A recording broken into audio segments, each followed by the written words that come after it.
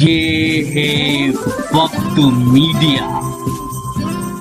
मुझको मेरे बाद जमाना ढूंढेगा, तीर निगाहें नाज निशाना ढूंढेगा। जी हां, हम बात कर रहे हैं आवाज की दुनिया के बेताज बादशाह, शहंशाह तरन्नुम, अजीम गुलकार यानी गायक मोहम्मद रफी साहब की। 14 दिसंबर 1924 को अमृतसर के पास कोटला सुल्तान सिंह में मोहम्मद रफी साहब की पैदाइश हुई।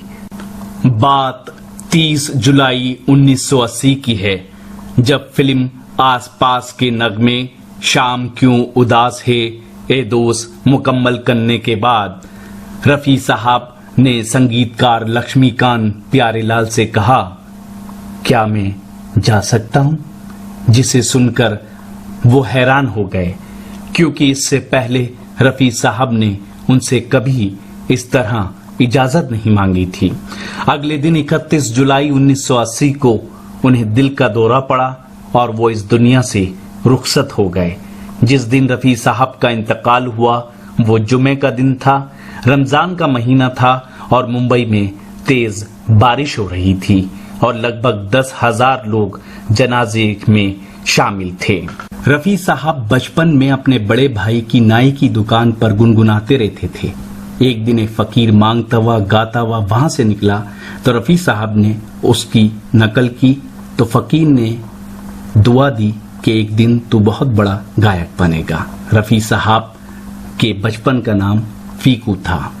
जी हाँ दोस्तों, मोहम्मद रफी साहब ने लाहौर में मौसीकी की तालीम अब्दुल वाहिद अली खान साहब से ली, जबकि क्लासिकी मौसीकी की तालीम उन्होंने जनाब गुलाम अली खान साहब से ली। रफी साहब के बड़े भाई हामिद उनकी हौसला अफजाई करते रहते थे। एक दिन वो उस जमाने के मशहूर गायक जनाब KL सहगल साहब के प्रोग्राम में रफी साहब को ले गए। प्रोग्राम शुरू ही होने वाला था कि वो एक स्टेज शो था, वहां लाइट चली गई या माइक खराब हुआ, जिसकी वजह से KL सहगल साहब ने प्रोग्राम में गाने से मना कर दिया। तब रफी साहब के बड़े भाई ने प्रोग्राम के कन्वीनर से गुजारिश की कि मेरा भाई बहुत अच्छा गाता है, उसे मौका दीजिए। कन्वीनर ने उनकी गुजारिश को कबूल किया। तब पहली बार रफी साहब ने 13 साल की उम्र में अपना पहला नगमा स्टेज पे पेश किया। ऑडियंस यानी कि शायकीन के दरमियान बैठे संगीतकार श्याम सुंदर को उनका गाना अच्छा लगा और उन्होंने मुंबई आने की दावत दी। श्याम सुंदर के संगीत में अपना पहला गाना जीनत बेगम के साथ फिल्म गुलू बलोच, जो एक पंजाबी फिल्म थी, उसमें रफी साहब ने गाया। 1944 में नौशाद साहब की मौसीकी में रफी साहब अपना पहला हिंदी गाना हिंदुस्तान के हम हैं फिल्म पहले आपके लिए गाया था। साल 1949 में नौशाद साहब के संगीत में फिल्म दुलारी के गीत सुहानी रात ढल चुकी के जरिए उनके लिए कामयाबी के दरवाजे खुल गए।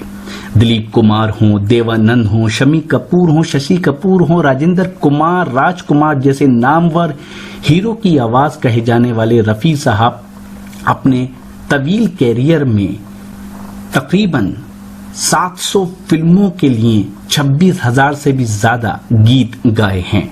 1960 में फिल्म 14वीं का चांद फिल्म फेयर का पहला अवार्ड उन्हें मिला। 1965 में भारत सरकार ने पद्मश्री से उन्हें नवाजा। अपने करियर में 6 फिल्म फेयर, 1 नेशनल अवार्ड पाने वाले रफी साहब ने असामी, कोंकणी, पंजाबी, उड़िया, मराठी, बंगाली, भोजपुरी के साथ पारसी, डच, स्पेनिश और इंग्लिश में भी गीत गाए हैं। मोहम्मद रफी जैसे नेक दिल इंसान कम ही होते हैं। वो कभी संगीतकार से ये नहीं पूछते थे कि उन्हें कितने पैसे मिलेंगे गीत गाने के, बस आते थे और गीत गा के चले जाते थे।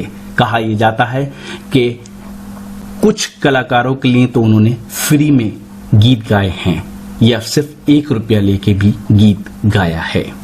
सदी के महानायक कहे जाने वाले अमिताभ बच्चन साहब के साथ भी उन्होंने गीत गाया है।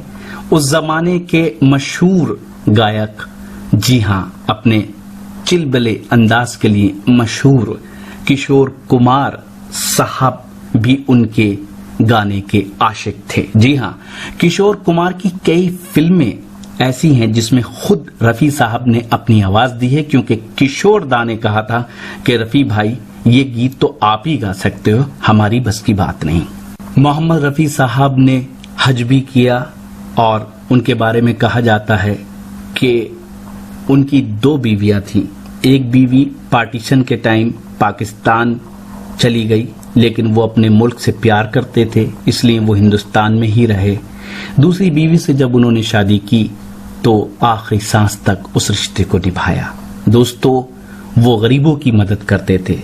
जब उनका इंतकाल हो गया तो एक बूढ़ा आदमी इंतकाल के बाद आया, कहा कि रफी साहब कहाँ हैं? तो उनके घर वालों ने कहा कि वो तो, उनका तो इंतकाल हो गया। तो वो रोने लगा, कहने लगा कि अब कैसे मेरा गुजारा चलेगा, रफी साहब हर महीने मुझे पैसे भेज दिया करते थे। आज के दौर में सेल्फी का जमाना है, किसी स्टार के साथ आप सेल्फी लेना पसंद करते हैं। उस जमाने ऑटोग्राफ का जमाना था। ऑटोग्राफ तो आज भी लिए जाते हैं, लेकिन उस जमाने में ऑटोग्राफ ही बहुत बड़ी चीज होती थी। हिंदुस्तान के बाहर किसी मुल्क में जब रफी साहब स्टेज शो करके निकले थे तो शायद आप में से बहुत से लोगों को ये बात पता ना हो, उनके साथ महेंद्र कपूर साहब थे। रफी साहब से किसी ने कहा ऑटोग्राफ दीजिए, तब रफी साहब इतने मासूम आदमी थे कि उन्होंने महेंद्र कपूर से पूछा था पंजाबी में, ये ऑटोग्राफ क्या होता है। रफी साहब की लता मंगेशकर से भी अनबन हुई। वजह कुछ और नहीं, सिर्फ ये थी कि लता जी चाहती थी कि जो गाना वो गाती हैं या कोई भी गायक गाता है तो उसकी रॉयल्टी उसे मिले, जबकि रफी साहब कहते थे कि जब हमें मेहनताना मिल गया तो रॉयल्टी की क्या जरूरत है। दोस्तों, सदी के महानायक अमिताभ बच्चन जी ने अभी कुछ दिन पहले मोहम्मद रफी साहब की जिंदगी पर आधारित एक किताब का इनॉग्रेशन किया, यानी कि विमोचन किया। तब उन्होंने ये कहा कि जिस जमाने में रफी साहब गीत गाते थे और अलग अलग एक्टर के लिए अलग अलग आवाजें निकालते थे, वो बेमिसाल है, क्योंकि वो जमाना टेक्निक का नहीं था। आज टेक्निक का जमाना है। अगर कुछ आवाज गाते में कुछ खराबी हो जाती तो उसे ठीक किया जा सकता है। दोस्तों, मोहम्मद रफी साहब से जुड़ी बहुत सी बातें हैं जो हम आइंदा भी आपसे करेंगे। फिलहाल जाते जाते हम तो यही कहेंगे, एक गीत 1990 में आया, मोहम्मद अजीज साहब ने उसमें आवाज दी। फिल्म थी क्रोध और उसका वो जो गीत था वो उनको खराजे अकीदत था रफी साहब को, और उसके बोल थे, आपने भी सुने होंगे, न फनकार तुझसा तेरे बाद आया, मोहम्मद रफी तू बहुत याद आया, मोहम्मद रफी तू बहुत याद आया, सुरों की सुरीली वो परवाज तेरी, सुरों की सुरीली वो परवाज तेरी, बहुत खूबसूरत थी आवाज तेरी, जमाने को जिसने दीवाना बनाया, मोहम्मद रफी तू बहुत याद आया। तेरा गम अगरचे बहुत है पुराना, तेरा गम अगरचे बहुत है पुराना, तुझसे हमसे बिछड़े हुआ एक जमाना, तेरा नाम कोई ना भूल पाया, मोहम्मद रफी तू बहुत याद आया।